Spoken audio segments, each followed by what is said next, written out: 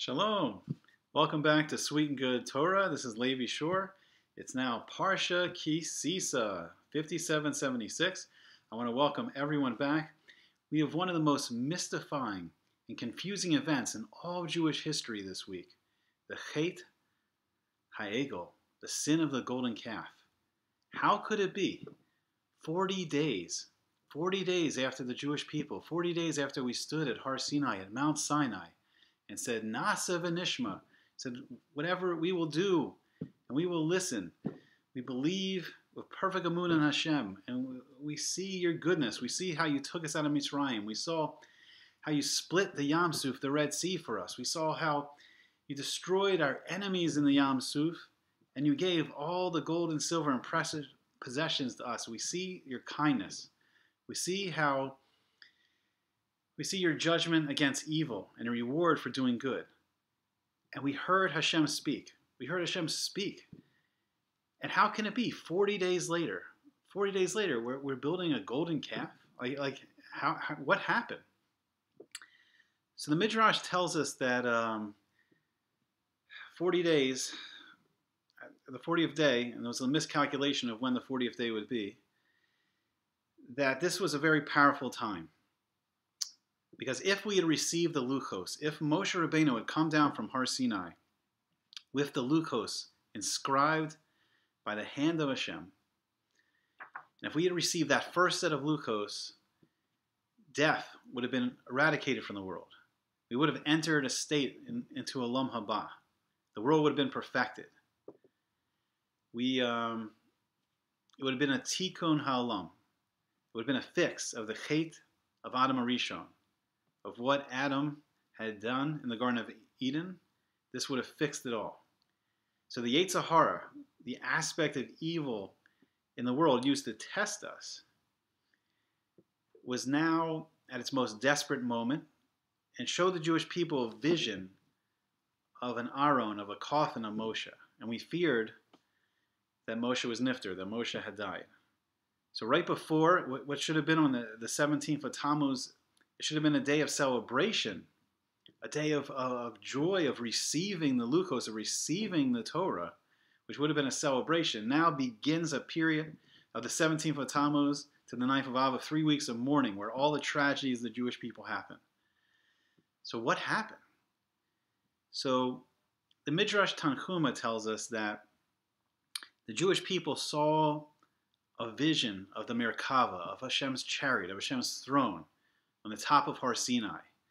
And on the Merkava is 4 images. There is an image of an ox, a shore.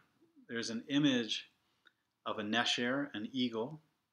There's an image of a man, which our Masorah tells us was actually the image, the picture of Yaakov Avinu, of Jacob. And an image of an aryeh, a lion.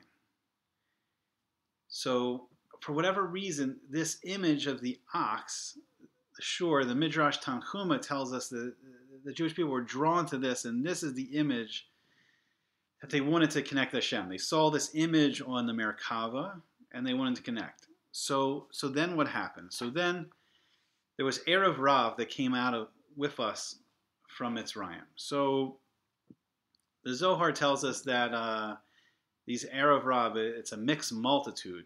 And there's different opinions. Opinion that these were just people from different nations. And they saw what happened in Egypt, and they wanted to attach themselves to the Jewish people. The Zohar has another opinion that there's different degrees, there's different levels of kishuf, of magic, and these were magicians of different degrees.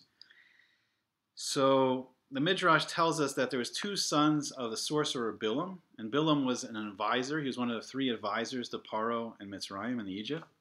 And their names were Janus and Yambrus. And somehow, through the kishuf, when the men gave the gold to Aaron, it's interesting that the men gave the gold and the women didn't. The women refused to be any part of this.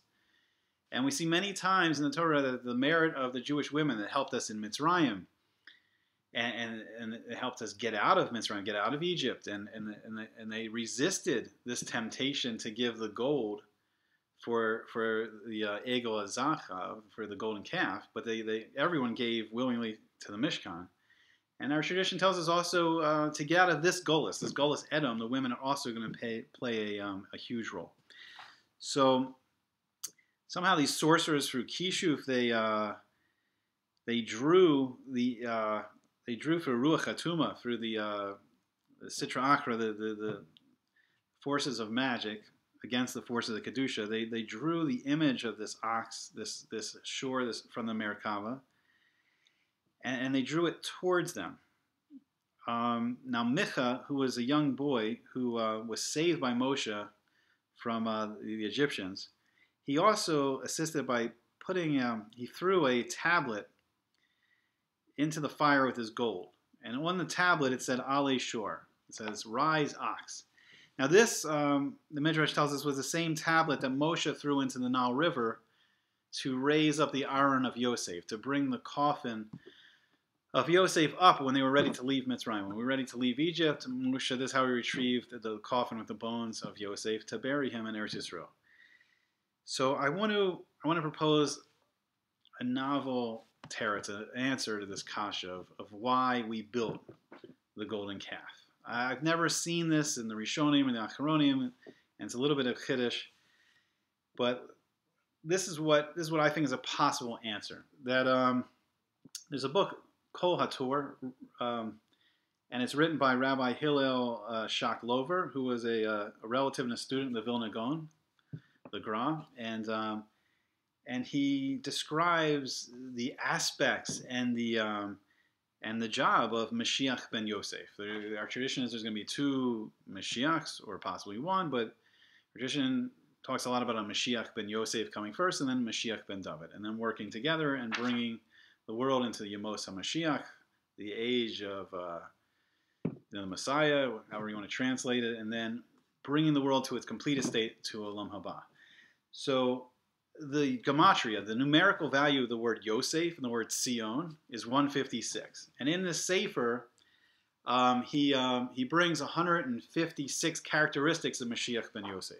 So one of the characteristics he brings is, the 11th characteristic is Bechor Shoro Hadar Lo.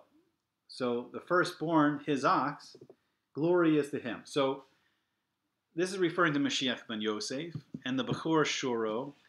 So we see, like Ale Shor, we see that this refers to Yosef, and it also refers to Mashiach ben Yosef. So I believe possibly what the Jewish people were trying to do is, they said, okay, we don't have Moshe Rabbeinu possibly. Moshe Rabbeinu may be Nifter. He was the greatest of all the Nevi'im, the greatest of all the prophets that ever will be. Even Mashiach ben Yosef and Mashiach ben David, I don't think they will approach the level of Moshe, according to the 13 principles of the Rambam. So what are we going to do now? So I believe there was some temptation to say, okay, well, if we don't have Moshe Rabbeinu, maybe we can bring Mashiach ben Yosef. So I don't know. So if that's what they were doing, why through all this kishuf, and how did they think it would work?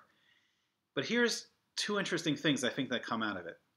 I think one of the most important lessons of the Chet Egel, the Egel Azachav, the sin of the golden calf, and why we're told in the Gemara that every generation is paying for this Avera. I mean, why is it so bad? Like, what is so bad about this Avera that every generation, why every generation has to pay for it? And I think there's two aspects that come out of this.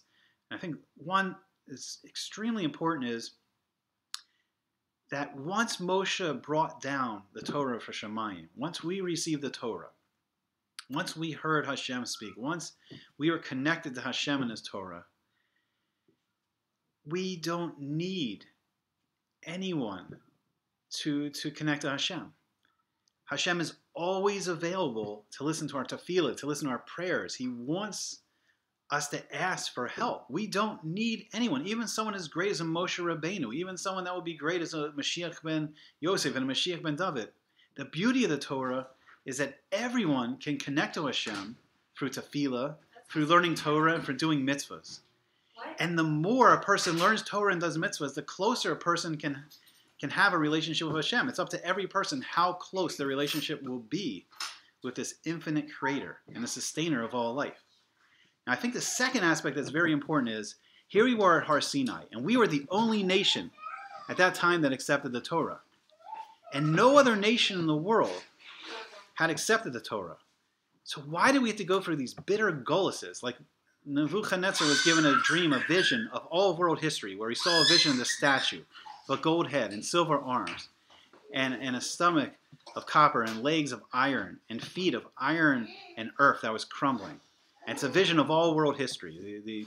The gold head is the Babylonian Empire.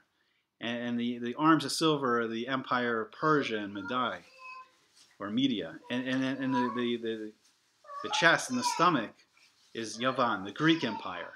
And then the long legs is this Roman exile, which we find ourselves in now. We're in 2016. 2016 years of this Roman exile, but it's crumbling now. We see it all crumbling. We see Europe and America and the Arab world, Yishmael and Edom, and it's all crumbling, waiting for us to enter Yemos Mashiach. So why? Why do we have to go through all of these gulluses and the destruction of the first temple and the second temple and the Inquisition and the pogroms and the Holocaust and all these tragedies and sufferings, and what were we doing in all these nations traveling around the world? And I believe is what we were doing is we were spreading the Torah.